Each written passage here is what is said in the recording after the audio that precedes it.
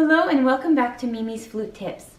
Today I'm going to be answering some questions from Jocelyn, a young flutist in Pennsylvania, who I actually know because she's come to some of my concerts and she's a lovely and talented person. So Jocelyn, thank you for your questions. Your first two I think were related, which was how to have a more consistent airstream and how to move from playing with a wider vibrato to a faster, and you wrote thinner vibrato. And I think I know what you mean. Sometimes you have a rich, slower vibrato and need to sort of warm it up or make it faster depending on what the music is doing. And I think, like with so many things about flute playing, everything comes down to the air. So first part of your question, the consistent air stream. I like to think about having, in all music and everything we play, a kind of non-vibrato consistency in your air. And there's a tip video that I made about practicing everything without vibrato, and that enables you to check if your basic airstream is working. And then when you add vibrato, vibrato is always an expressive tool. The goal is to have different speeds or amplitudes depending on what you want to express and what the phrase is doing. So one example is at the opening of the Fauré Fantaisie.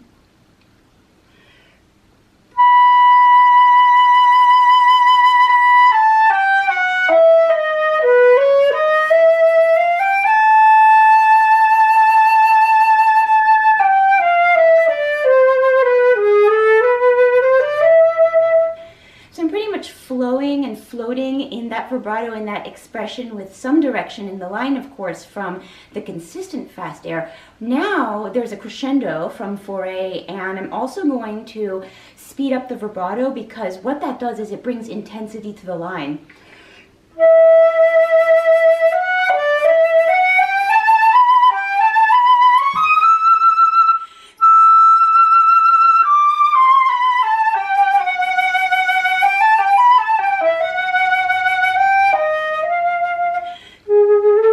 And so forth. So in that very clear crescendo, I didn't think actually about speeding up my vibrato.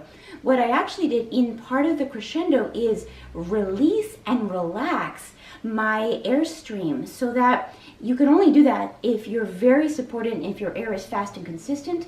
And so when you need to speed up your vibrato, it's actually a feeling of relaxation, not additional labor. Because I think if you're working too hard to do a fast vibrato, to do a crescendo, to increase intensity in the line, your vibrato might sound heavy or labored and things that we don't want. So again, your questions were very astute in that they are related. The consistency of the air is great to practice without vibrato, and that in the music, when you change your vibrato wider, faster, slower, richer, those kinds of things, always understanding that you have this unchanging, fast stream of air supporting your vibrato. So enjoy making music with that in mind.